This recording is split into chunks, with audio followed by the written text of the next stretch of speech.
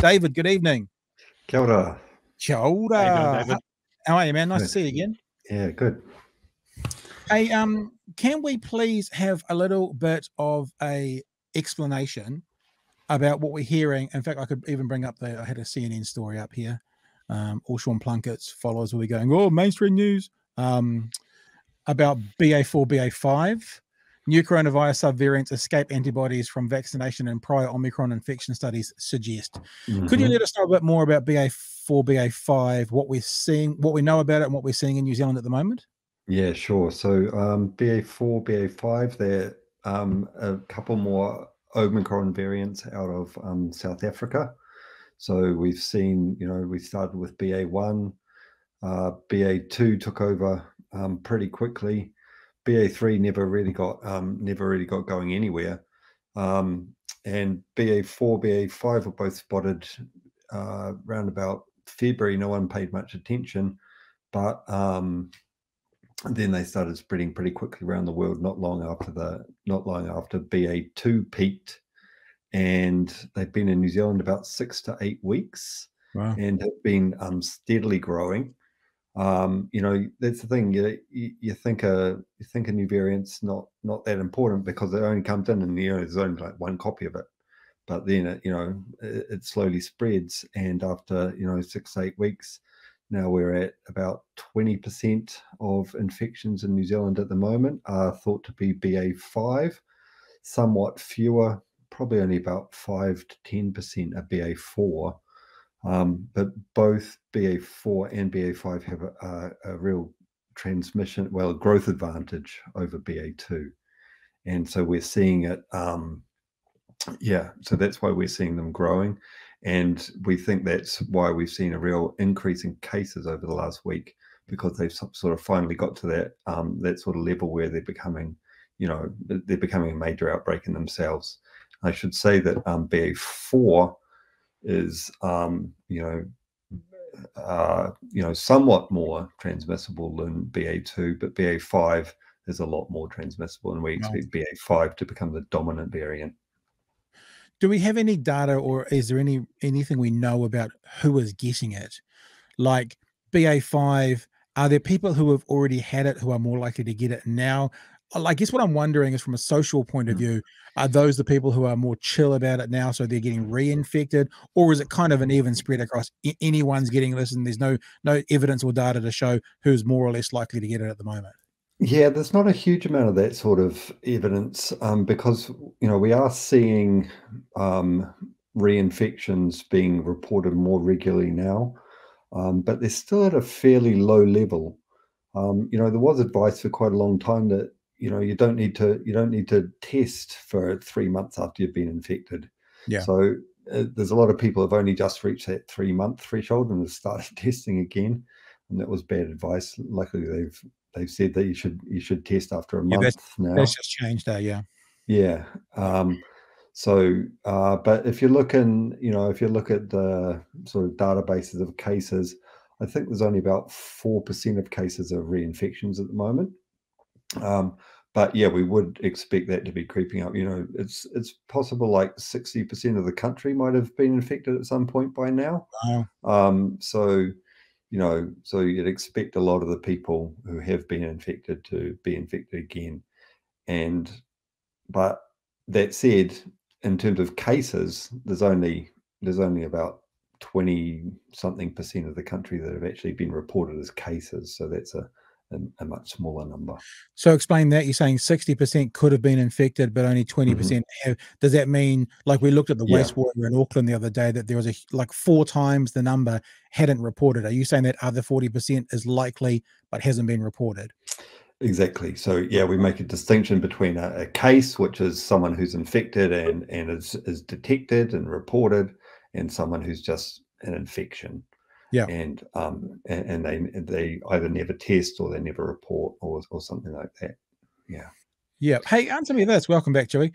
Answer me this. Why South Africa? Because Omicron was South Africa, wasn't it? And so what's going on? What is it about South Africa that's driving these variants? Well, so this is another version of Omicron. right? So anything that starts with BA at the moment is an Omicron variant. Okay. And yeah, I mean, Omicron, appeared out of nowhere in South Africa. And the leading theory is that it evolved in maybe an immunocompromised person, or someone who wasn't immunocompromised but just had a persistent infection for some reason, right? So basically, someone had an infection maybe for 3, 6, 8 months or something like that, and when that happens, the virus has a real chance to gather a whole lot of weird sort of mutations that wouldn't Right.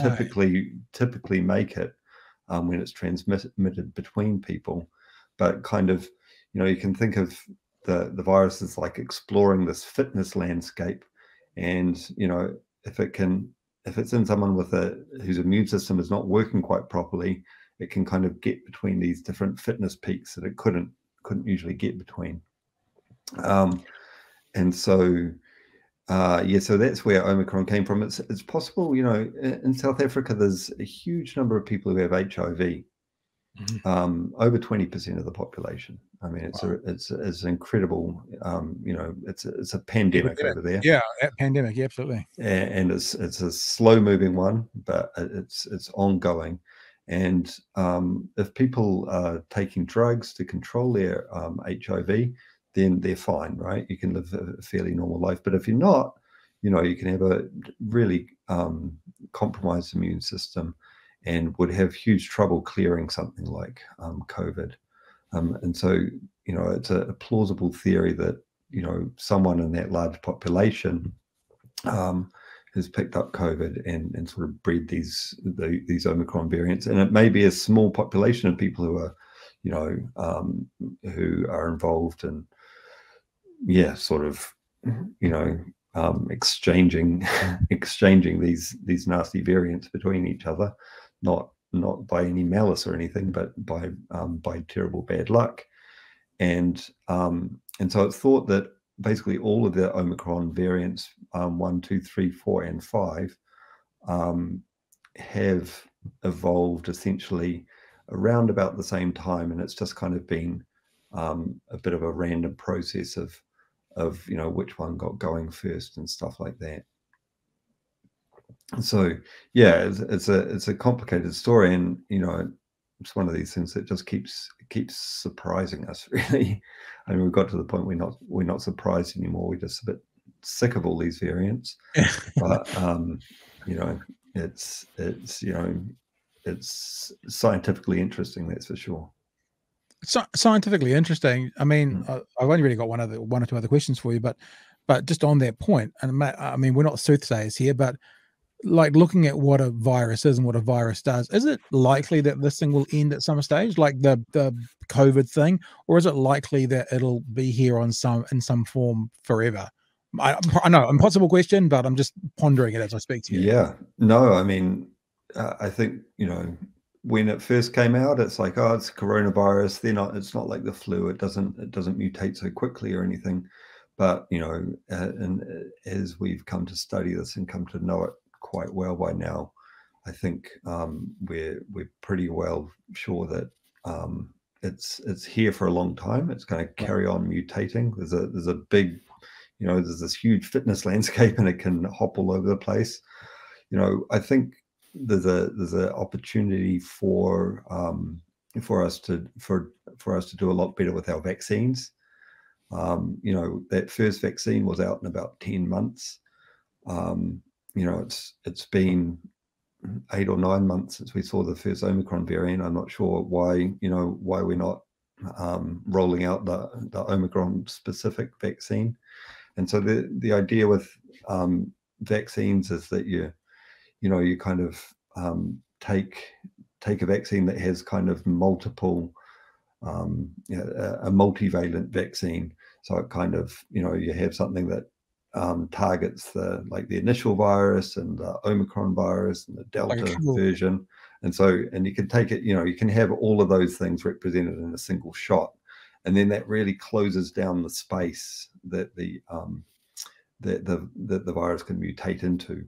right? So you kind of box it in a bit more.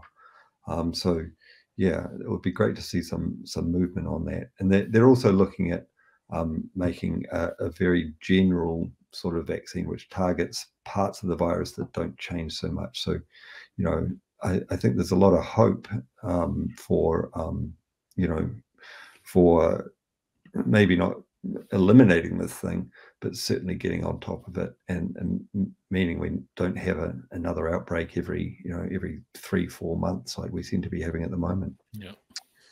CNN, this is what they read. I'm just guessing I'm going to check this in with you as well. Omicron subvariants BA4, BA5 appear to escape antibody responses amongst both people who have had previous COVID-19 infections and those who have been fully vaccinated and boosted, according to new data from researchers at Beth Israel Deaconess Medical Center of Harvard Medical School.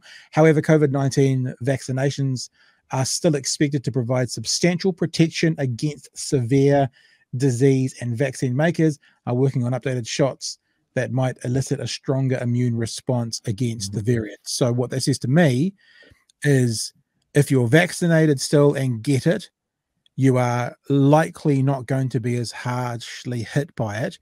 But when it talks about escape antibody responses, does that therefore mean if you're vaccinated, you have exactly the same chance of just catching it as everybody else? Or does it just mean the chances are decreased from not having it all, but a little bit increased from not having it all, but decreased from 100% protection?